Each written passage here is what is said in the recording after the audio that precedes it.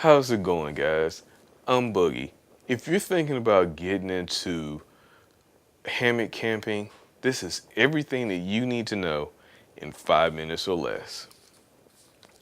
This is a list of things that I wish I would have known when I first got into hammock camping.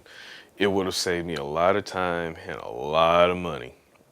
The first thing, when you pick up hammocks, depending on where you get them from, it may not come with a ridge line, but a structural ridge line is very, very important to hammock camping. It affects the way that the hammock bananas so that you can get the proper lay at night. The next thing is suspensions.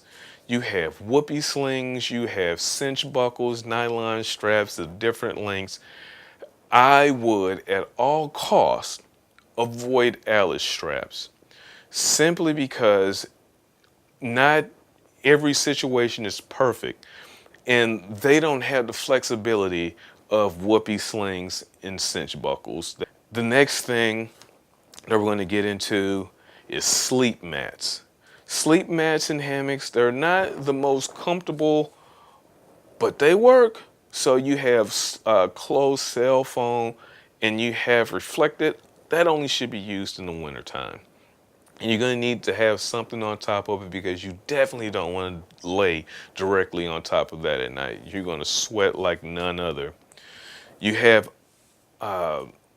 insulated air mattresses, which are good and fairly inexpensive. So you can get pretty good there and be okay.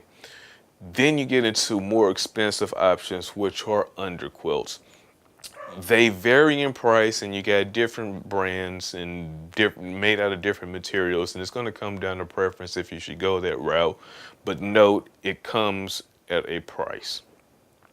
You have sleeping bags that you can put in your hammock, but you won't be able to crawl into it like you would as if it's a tent. You're going to have to lay it on top of you like it is a top quilt, and that goes along with top quilts are a little expensive, just like underquilts are, but they work really well and they are usually lighter than a sleeping bag because it doesn't have extra material like buttons and zippers on it. So, or it may have buttons, but it may be light buttons compared to what you would have on a regular sleeping bag.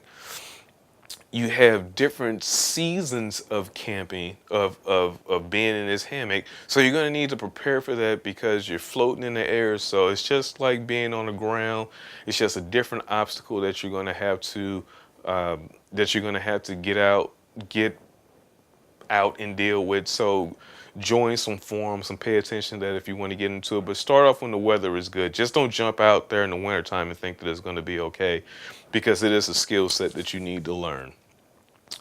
You have different types of tarps. You have hex tarps, you have diamond style tarps, you have square tarps, you have tarps with doors.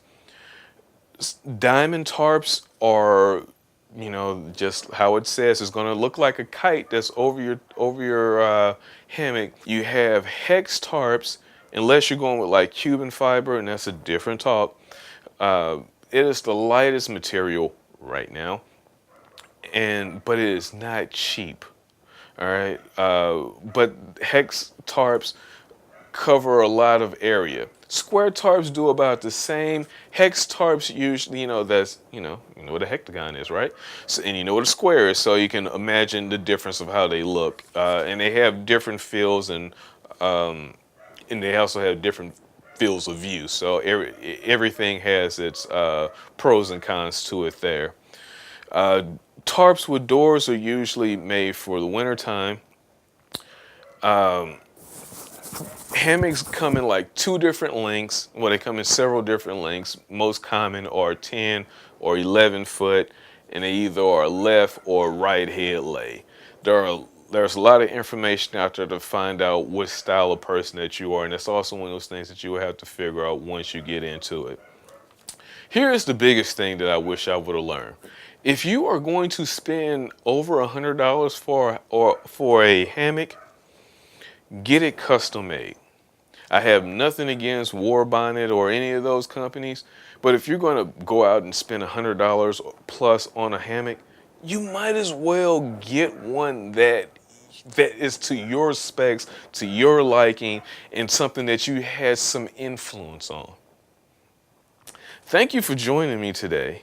That is everything that you need to know when getting into hammock camping in 5 minutes or less.